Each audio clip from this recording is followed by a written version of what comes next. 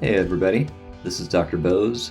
The purpose of this video is to give you an overview of project number 2, the genre analysis. It's worth a considerable chunk of your grade, so I do want to make sure that you have all your questions answered over it, okay?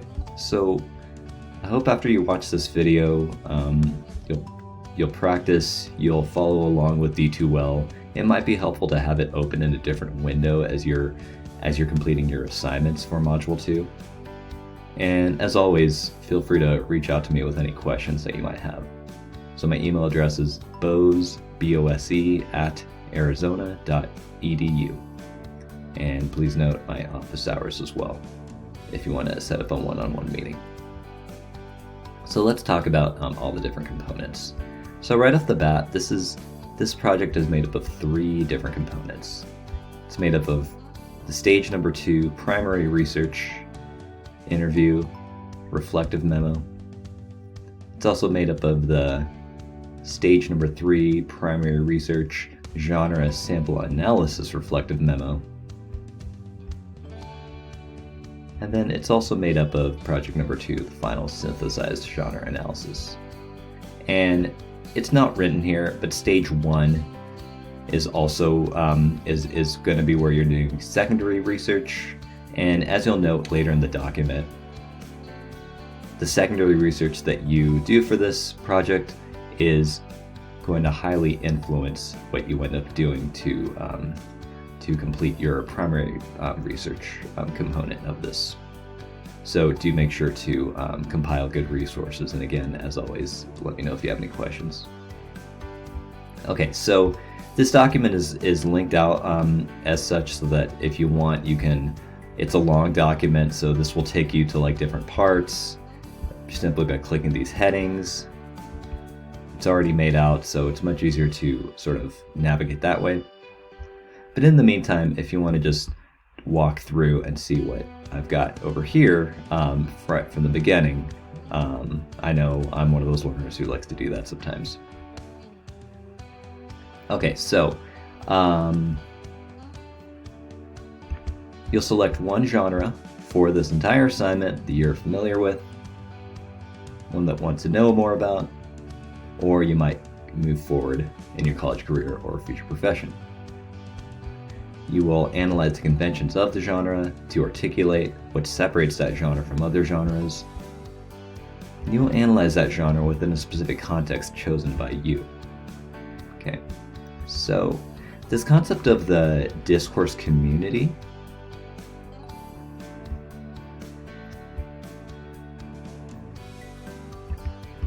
right over here is going to be really important for you as you're thinking through this project. You want to think right off the top, who am I a member of that I would like to learn more of in terms of a group, or maybe if I'm not a member of that group, who might I have access to in order for me to learn more about them? It's going to be super important early on to think of the interview, who you're going to be reaching out to. Interviews can take place using in-person, Zoom, or email. Okay, so, but before you even get to all that, you have to think of the different discourse strategies that some communities might use. Okay, so for example, a patient noting patient notes within a physical therapy clinical setting, or how patient notes might operate in a veterinary clinical setting. Okay, that is a very specific type of genre taking place within a specific frame, okay, or a context. Okay. All right, so here we go. I gave you a brief overview of the assignment steps a little bit earlier, so I'll kind of go in depth a little bit more in this part of the video. These are just, potential examples, okay? Not necessarily ones that you have to go with, but things that you might consider. These will all take you to various places, okay? In case a link in D2L does not work, these should work, and if they don't, just please always feel to reach out to me, and I'll make sure to fix any broken links or let the class know if I find anything that doesn't work. And I'll post that within course announcements. Okay, so this is where your research is going to take place in three different steps. As I said earlier, you're going to be conducting secondary research on the genres you've selected, focusing on how it is used in the context that you've selected. And that is the part where you want to make sure to connect stage 1 and stage 2 together. If you find a bunch of secondary research, like using the library database, okay, and remember, especially for this semester, in-person is not required. You can do all your research online, and I sincerely hope that you do. But know that whatever secondary research you do for stage number 1, it's got to inform what you do for stage number 2. If you don't, chances are you're going to have to go back and do some new research. Okay. So after that, your secondary research, you will conduct some primary research in which you interview someone who operates within the context you've selected, using your secondary research as a guide for interview questions. And then lastly, you will find and analyze 2 or 3 examples of each genre.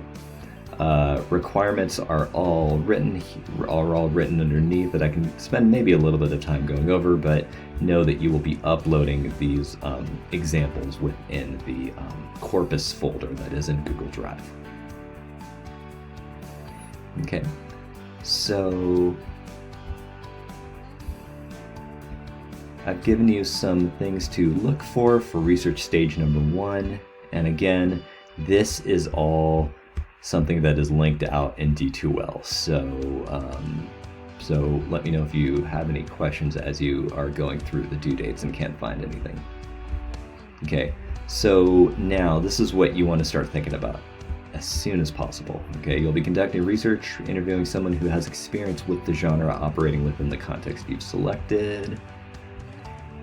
The purpose, and this is where you want to make sure you get a good set of questions written out in your interview, is to get a better understanding of the conventions of the genre that are both absolute and more flexible within the context that you've selected. Okay, so for those of you who might be, interviewing someone in an athletics community, if you're part of an athletics community, for example, okay, you got to think even before you meet the person, well, what kind of information do I want to glean in order to get a better understanding of how a certain genre works within the discourse community of athletics, whatever team or whatever sport. Okay, so I have a couple of formatting requirements for the memo. The rubric, very important. You're going to be including a report, some pages of raw data, which could be recording. Make sure you get permission if you're going to record. This could also be interview summaries, but you will want to take a lot of notes as you are talking to the person. Logistics, how you met them, what time, day, how it all came about. Description of the person that you met, so a biography would be helpful. Include a reflection and analysis explaining what you learned and how you're going to apply that towards your project. Okay, making connections in and across interview details, so calling on specific parts of the interview that you were able to utilize for your project. Connects to information from other research, so what you did in stage 1 with secondary research, as well as your own personal experience, as well as genre samples that you'll hopefully have started to look at. Describe how genre supports the discourse community. Okay, so this is the kind of stuff that you will really make sure you are learning from here. Include some questions that you want to still maybe try to answer in your own writing, and then a couple other things about format and writing in a way that's understandable. Okay, so that was part 2. So now this is part 3. So for part 3, this is where you explore some genres that you upload to our corpus folder. Okay, that is linked out in the document in D2L. I'm sorry, that is linked out in D2L.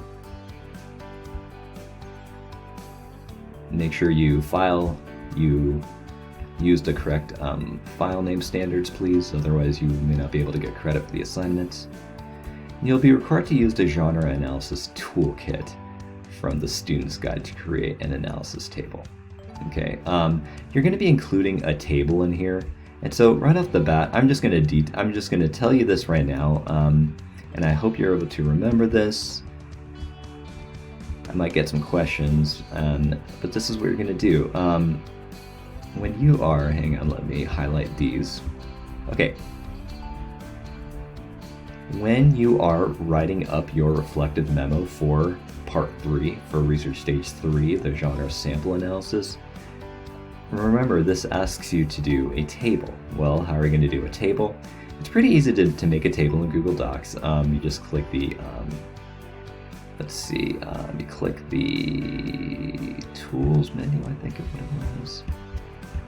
Oh, I can't, I could actually, I'm unable to read it in the view I'm currently in. But you'll be able to make a table in Google Docs. I've linked out to some information in a recent announcement if you're unable to find that right now. In your table, you want to make sure to include each of these areas. Okay, so a functional hyperlink to the source, if samples are from the web, image description of the genre sample, so a brief example, analysis of rhetorical conventions relating to obvious audience purpose context, analysis of conventions of form. So what is it about this form that's typical to this community as well as the genre at large? Language conventions. So what kind of language is being used? Is it formal? Is it informal? Going back to rhetorical conventions, what kind of audience are they? Is it trying to target? And reference details from genre samples in this analysis. Okay, so referencing things that might help further understanding that are perhaps secondary to these things. Okay, actually 3 through 7 is what you're going to be mostly including that table on. Everything else can be written out via paragraph form. Okay, so again, this is going to take 1 or 2 pages, again with a complete table identifying each item in the genre analysis toolkit. And again, remember, that is the genre analysis toolkit. You want to make sure that you pay some attention to that. Okay, so lastly, I won't spend as long as on this part, but now I'm looking at the final synthesized genre analysis for project number 2. Everything that you did, you'll note that everything up here has helped to build what you're going to be writing about. So for some reason, if you are behind on any of these research components, then your final paper will not really be complete. So you want to consider things like what I've highlighted here in your analysis. And this is going to be in an essay format. Which patterns of structure, design, content, and language are obligatory in your genre? Why do you think these patterns are common to the genre? Okay, so obligatory means obligation, right? They belong. Why do these things belong to your genre? Okay. Why are they common? What do these genre features help readers or writers in your discourse community do? This goes back to the rhetorical conventions discussed earlier. Also, you want to think about constraints. When you think about a constraint, you're thinking about something that limits. So what actions do certain features of the genre limit? Limits can be helpful. Why is it that certain constraints or limits are manifested within your genre? How important is this genre to the discourse community users? Well, to what extent do users, maybe fans, why might fans in a sport such as soccer, such as American football, why might they rely on like the the score field at the top, or the number of red cards and yellow cards that have been distributed during a football match. And finally, what ways of thinking does the genre encourage in the discourse community? How? Okay, so are they meant to maybe engage fans in competition? Are we meant to celebrate like a sport? How might sports unify? These are some of the bigger questions that you'll want to use your paper to start to address. Okay. Remember, it is important, and I'm highlighting this here, you'll be conducting your interview prior to submitting your final analysis. You may need to ask your interviewee questions to help answer some of these questions about the genre you are analyzing. So please don't hesitate to go forward as you're finding an interviewer and see how you might maybe glean some of this information. You might want to reword them in ways that the person, whoever you're interviewing, understands. So you'll want to reword in your own ways. And here is the rubric. Okay, so I will be looking for all of these. These will be large parts of the paper. I will also be looking for how you connected earlier examples of evidence in your paper. It's really important that you have a big claim between the genre and the discourse community. Again, obligatory versus optional moves with the genre. What has to happen regardless, but that's obligatory, versus what can happen but doesn't happen with it in regards to the genre. I want to know about that too. Describe variants and examples of the genre. So you might describe some of the research that you found and explore why some were different from others. Okay, again, I'm looking for lots of major supporting evidence in the form of the genre samples, in the form of the interview, and in the form of the secondary research. All of those things from research stages 1, 2, and 3 that you completed. Okay, and everything else is pretty much all about format. Okay, so I know this is a long video. Thank you so much for listening, watching. Let me know if you have any questions in the meantime. Thank you so much. I'll see you online. Bye-bye.